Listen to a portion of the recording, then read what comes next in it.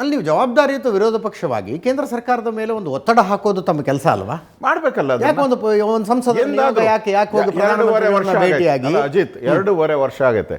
ಎಂದಾದರೂ ಸರ್ವಪಕ್ಷ ಸಭೆನ ಕರ್ಕೊಂಡು ಹೋಗಿದಾರ? ಈ ನೀರಾವರಿ ಯೋಜನೆ ಆಗಿಲ್ಲ, ಮೇಕೆದಾಟ ಆಗಿಲ್ಲ, ಆ ತೆರಿಗೆ ಅನ್ಯಾಯ ಹೋಗಲಿಲ್ಲ. ಜಿ ಎಸ್ ಟಿದು ಒಳ್ಳೆಯ ವಿಚಾರ ಹೇಳಿದ್ರಿ. GST ನಮ್ಮನ್ನು ಕರ್ಕೊಂಡು ಹೋಗೋದು ಬೇಡಪ್ಪ ಅಜಿತ್ ಅವರೇ, ಒಂದೇ ವರ್ಷ ಬೇಡ, ನಮ್ಮನ್ನು ಕರ್ಕೊಂಡು ಹೋಗೋದು ಬೇಡ. ಪುಣ್ಯಾತ್ಮ ನೀನಾದರೂ ಹೋಗು GST ಸಭೆಗೆ. ಮುಖ್ಯಮಂತ್ರಿ ನೀನೇ ಹೋಗಲ್ಲ. ಹಣ ಬೇಕು, ಇಷ್ಟು ಬೇಕು, ಅನ್ಯಾಯ ಆಗಿದೆ ನಮಗೆ ಅಂತ ಅಂಕಿಅಂಶ ತಗೊಂಡು ಪ್ರೈಮ್ ಮಿನಿಸ್ಟರ್ ಕೂತಿರ್ತಾರೆ ಸಭೆಯಲ್ಲಿ, ಎಲ್ಲ ಮಂತ್ರಿಗಳಿರ್ತಾರೆ, ಎಲ್ಲ ರಾಜ್ಯದ ಮುಖ್ಯಮಂತ್ರಿಗಳಿರ್ತಾರೆ.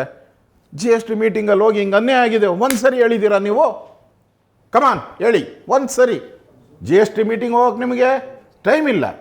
ಇಲ್ಲಿ ಹೋಗಿ ನಾಟಿ ಕೋಳಿ ಸಾರು ಹೋಗಿ ತಿನ್ನೋಕ್ಕೆ 3 ಗಂಟೆ 4 ಗಂಟೆ ಟೈಮ್ ಇರ್ತೈತೆ ನಿಮಗೆ. ಅಲ್ಲಿ ಪ್ರಧಾನಮಂತ್ರಿನ ಹೋಗಿ ಕರೆದಾಗ, ಅದು ಇವರೇನು ಅಪಾಯಿಂಟ್ಮೆಂಟ್ ಅಲ್ಲ, ಇನ್ವಿಟೇಷನ್ ಕೊಟ್ಟು ಬಾ ಅಂತ ಹೇಳಿದಾಗೂ ನೀವು ಹೋಗಿಲ್ಲಲ್ಲ. ನಿಮ್ಗೆ ಯಾವ ಅಧಿಕಾರ ಇದೆ?